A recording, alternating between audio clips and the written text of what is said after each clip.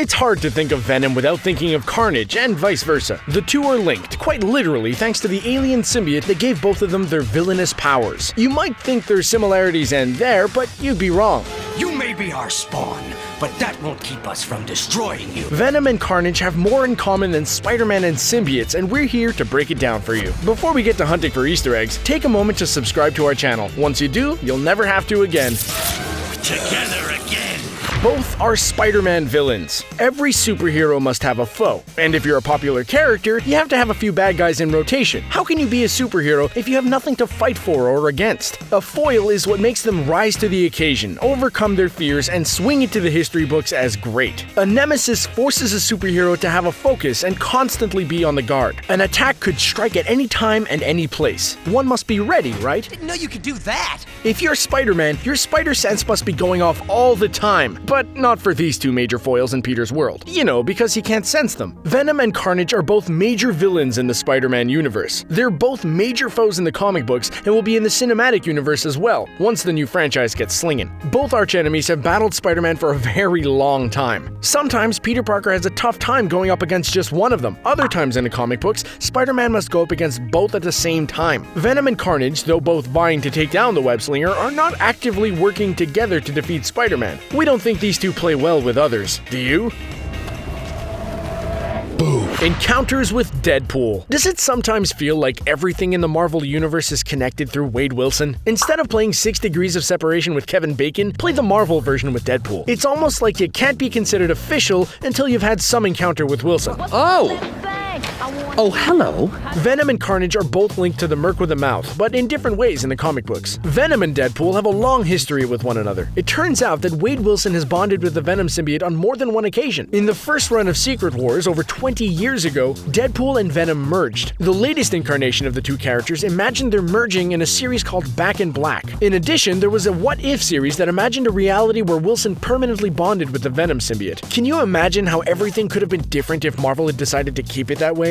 Deadpool has also come in contact with Carnage for a period of time in a complicated storyline that involves a lot of trickery. Let's just say Deadpool and Carnage didn't walk away on good terms. Carnage vowed revenge against Deadpool, so we'll have to wait to see how he gets it. Between the two of us, Dad, there won't be enough left of Spider-Man. Created by symbiotes. While Spider-Man got his powers through the bite of a radioactive spider, his two most famous super foes got their powers in very different ways. Technically, Spider-Man helped form both Carnage and Venom when he first discovered the symbiotic suit on the alien planet. If not for his original suit being destroyed, triggering Parker's search for a new one, then neither Venom nor Carnage would have come into existence. Peter discovered the black and white Venom suit. When he put it on, he found that it gave him new special abilities. Parker developed regenerative powers and suddenly had unlimited webbing fluid. However, this was no suit. Well, not like the original red and blue suit anyway. The suit was an alien life form. When Spider-Man rid himself of the symbiote, it found journalist Eddie Brock. It attached itself to Brock and helped bring out some of his worst qualities, which the symbiote loves to do. Brock became incarcerated where he met Cletus. The symbiote Venom life form left behind a piece of itself in the jail cell when Brock left. That little piece then infected the bloodstream of Cletus Kasady to become Carnage. Carnage's symbiote was different than Venom, turning him red instead of black. In addition, Kasady's blood is infected with the organism, unlike Brock, who wears the suit.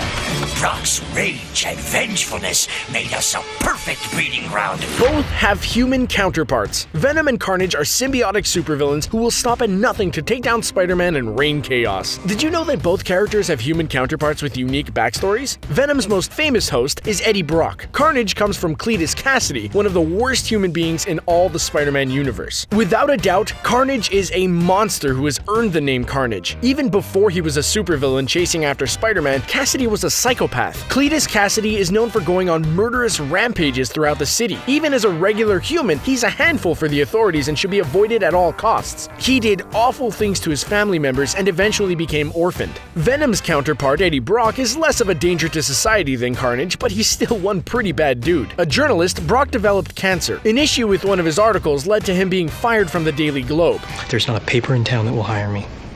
You should have thought of that earlier. His wife Anne left him. He started working out relentlessly to try and ease his mind, but it didn't work. He became obsessed and blamed all of his troubles on Spider-Man. Once he became Venom, he took his obsession and rage to a new level. And now, here's a brand new sound for you and your partner in slime. They became superheroes. We're always talking about what a crazy killer Carnage is and what destruction Venom brings down on New York City. Those things are absolutely true and should not be forgotten. These are very bad characters, and we're thankful Peter Parker's there to stop them. However, not everything that is bad stays bad, or at least in the Marvel comic book universe. Sometimes a villain gets a small reprieve from being bad and gets to be good, even if they're only good for a short while. In the case of Venom and Carnage, both have had the opportunity to be good guys. Bet you didn't see that one coming. For Carnage, his turn to good was a result of a spell cast by Dr. Doom and the Scarlet Witch. The spell changed the moralities of characters and made Carnage want to do good. He returned to New York City and immediately started saving people as a part of his change. Could you imagine that big red guy coming at you only to find out he wants to help? Venom became a superhero in the Venom Space Knight series. He bonded with Flash Thompson. That amalgamation changed his personality and he started doing good deeds. He even went on adventures with the Guardians of the Galaxy to help save people. The suit!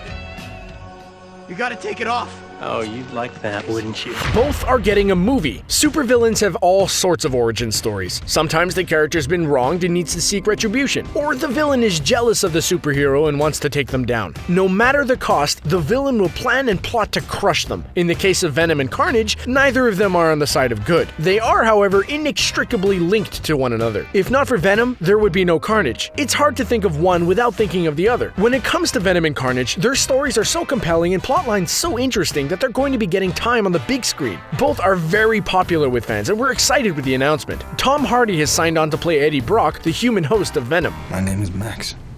The character of Cletus Kasady, who the Carnage symbiote attaches to, has yet to be cast. We can only imagine who they'll get to play Carnage. Who do you think it'll be? We also hope that Spider-Man will make an appearance too. The film is set to be released in 2018. We can't wait to see what happens between now and then. Peter Parker. No, wait. How about that guy from Aerosmith? Multiple hosts. When talking about Venom and Carnage, it can be easy to forget that there are humans attached to the alien lifeform. An alien lifeform triggered the creation of Venom. It has its own personality, abilities, and desires that are separate from the hosts it infects. It can be easy to forget that Venom and Carnage can merge with other hosts. While we've talked a lot about Eddie Brock in this video because he was the first host of Venom after Spider-Man, he wasn't the only host. Venom has merged with several individuals over the course of its lifetime, bringing out the innate qualities and abilities of each one. This makes each iteration of Venom unique. Two of the most well-known hosts besides Eddie in the comic books are McDonald Mac Gargan and Eugene Flash Thompson. I know. Peter Parker and Flash all friendly? Let's not forget, technically Peter Parker was a host too. For Carnage, hosts work a little different. Carnage infects the bloodstream, so it can stay with you forever. In the Marvel Universe, both the Silver Surfer and Ben Reilly have been Carnage. Perhaps the most famous host was Dr. Octopus. That'd be one scary sight, to have 8 legs and the powers of Carnage. We would totally wait for Spider-Man to deal with this one. Sure, we'll see each other soon enough. Spider-Man. Similar superpowers. As Uncle Ben Parker would say, with great power comes great responsibility. With great power also comes amazing abilities. I'll figure it out. Thanks to the alien lifeform that enhanced both of their lives, the Venom suit and Carnage have given their hosts superpowers. One of the most powerful abilities both of these characters have, which makes them difficult to fight for Spider-Man, is they're immune to the Spidey sense. Because the Venom symbiote joined with Peter Parker before being with Brock and spawning off to Carnage, Parker's alert doesn't trigger. That is a very valuable power that both use to their advantage whenever they can. Both have regenerative qualities. When Eddie Brock was Venom, he had been suffering from cancer before he bonded with the suit. The symbiote rolled back the effects of the terminal disease and healed Brock. The catch was, of course, once Brock was no longer Venom, the cancer would come back. Carnage has accelerated healing, which is more powerful than Venom's abilities. Carnage can regenerate broken bones and tissues as well as heal basic injuries. In addition, both share a variety of abilities that make them formidable opponents. They both possess increased stamina and strength. They also have access to web abilities like Spider-Man. Together now! Similar weaknesses. Spider-Man regularly fights powerful opponents like the Green Goblin, Dr. Octopus, or the Hobgoblin. However, Venom and Carnage are different than his regular foes. These two came from an alien symbiote, not some technologically developed armor or special serum. In the hierarchy of power, Carnage is a more powerful entity than Venom. This also means that Venom and Carnage have similar weaknesses. Even though they're different and affect their hosts in different ways, they still come from the same originating source. The major vulnerability these two share is to sound. When Spider-Man was originally wearing the Venom suit and discovered it was an alien symbiote, he wanted to get it off. He had difficulty finding a way to extricate himself from Venom. But not only does the suit bond, in time it replaces. He eventually used the loud sound of church bells ringing to rid himself of the suit. Intense sounds and sonic waves are a Spider-Man's best friend. It is the cast that with each new spawn, their resistance to sound increases. However, no symbiote has been found to be immune, and this weapon continues to be used against them. Another major weakness Venom and Carnage have is heat. One good blast with elevated temperatures can cause some serious damage. Does that mean Peter should only fight these guys near the equator? Star! Cool! Slimy!